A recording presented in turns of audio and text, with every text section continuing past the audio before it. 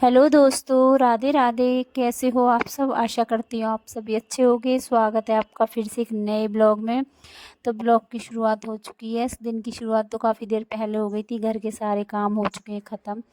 अब बना लेते हैं खाना। नहा धोकर हो गई हूँ रेडी।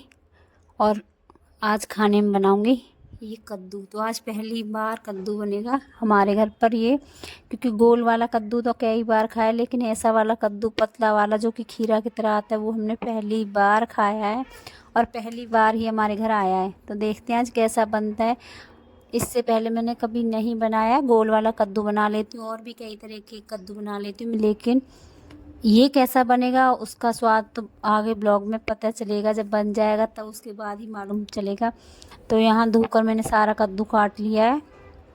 हींग और मेथी और लाल मिर्च के साथ लगा दिया इसमें तड़का।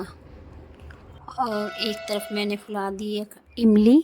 तो इमली का थोड़ा सा पानी डालूंगी और साथ में डालूंगी मैं कद्दू में गुड़।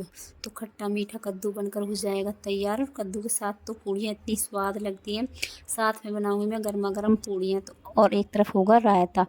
तो खाने का स्वाद ही बदल जाएगा। और आजकल अब मौसम हो गया है छाछ खाने का, दही खाने का, रायता खाने का, क्योंकि अब ना ही इतनी गर्मी है ना ही इतनी ठंड है। तो आराम से खा सकते हैं, क्योंकि बीच में जो मौसम था उसमें गले में खराश, खांसी, जुकाम सब होते हैं।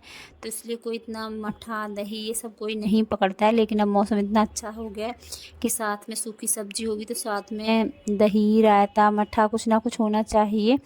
तो यहाँ रायता बना कर रख दिया है मैंने और इमली डाल दी है, साथ में डाल दिए मैंने गुड़। तो मेरी खट्टी मीठी कद्दू की सब्ज़ी बनकर हो गई है तैयार। आटा लगा दिया है और अब बना लेती हूँ मैं पूड़ियाँ। और आजकल परी को मेहंदी लगाने का काफ़ी शौक़ चढ़ा है। तो देख सकते हो आप कैसी मेहंदी लगाई है। तो वही मैं आपको दिखा रही हूँ। कोशिश की थी लगाने की उसने, तो अच्छी लगाई है बच्चों के हिसाब से। जैसे बच्चे आजकल सीखते हैं तो सीखने के लिए देखो ऐसा ही सीखा जाता है। छोटी छोटी बेल लगाने से ही सीखा जाता है। तो थोड़ी सी बेल लगाकर उसने कोशिश की थी मेहंदी लगाने की। तो आप बताना कमेंट करके कैसी मेहंदी लगाई है परी ने। तो यहाँ मैं बना लेती हूँ फटाफट पूड़ियाँ, उसके बाद खाना लगा दूँगी।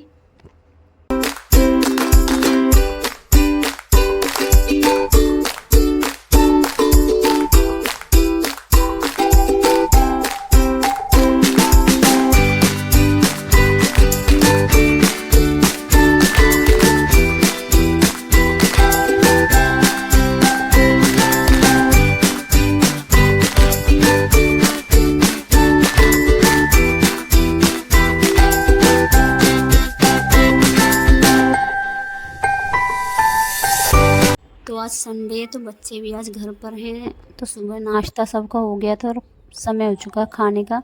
तो सबको गर्मा गर्म खाना खिला दिया है और अब अपने लिए बना कर रख लेती हूँ, क्योंकि हाथ धुलूँगी, परात को धुलूँगी, उसके बाद ही खाना खाऊँगी। तो फटाफट ये खाना बना कर रख लेती हूँ अपना।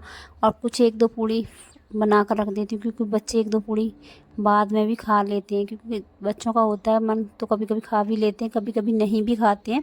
लेकिन 1 से 2-3 पूड़ी मैंने बना कर रख दी है और अपने लिए लगा दी है थाली।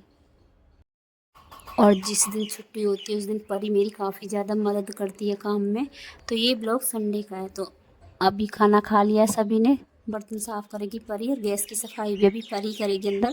और मैं लेकर आ गई हूँ गेहूँ, क्योंकि मुझे धुलने हैं गेहूँ। आटे की तैयारी करनी है, आटा तैयार करके रखना है। तो गेहूँ लेकर आ गई, नीचे से टंकी से गेहूँ निकाल कर लेकर आ गई। 4 से 5 बाल्टी एक साथ धुलकर रख लूँगी 1 से 2 महीने के लिए। पहले भी मैंने ऐसे ही रख लिए थे 1 से 2 महीने के लिए गेहूँ धुलकर। तो अब तो मौसम भी अच्छा हो गया, चाहे कितने भी गेहूँ धुलो अच्छे से सूख जाते हैं। लेकिन 2 महीने का जो मौसम था उसमें काफ़ी परेशानी आती है सूखने में।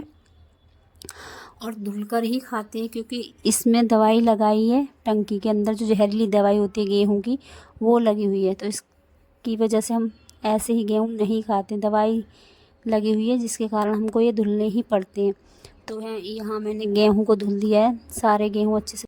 और कभी कभी तो मैं भूल जाती हूँ कि मुझे वीडियो भी शूट करनी, क्योंकि काम इतने सारे हैं, बस ऐसे लगता है कि जल्दी जल्दी फटाफट ये काम कर लूँ वो काम कर लूँ। तो कभी कभी ध्यान भी भूल जाता है। और यहाँ आजकल उज्जवल की भी पढ़ाई चल रही है, तो वो कुछ ऑनलाइन पढ़ाई भी कर रहा है, तो उसकी वजह से मुझे कैमरा, तो मुझे जितना हो पाता है, जितना मुझे फ़ोन मिल पाता है, उतना मैंने वीडियो शूट किया आज का। तो चलो आज का ब्लॉग तो अब मैं यहीं पर समाप्त कर देती हूँ।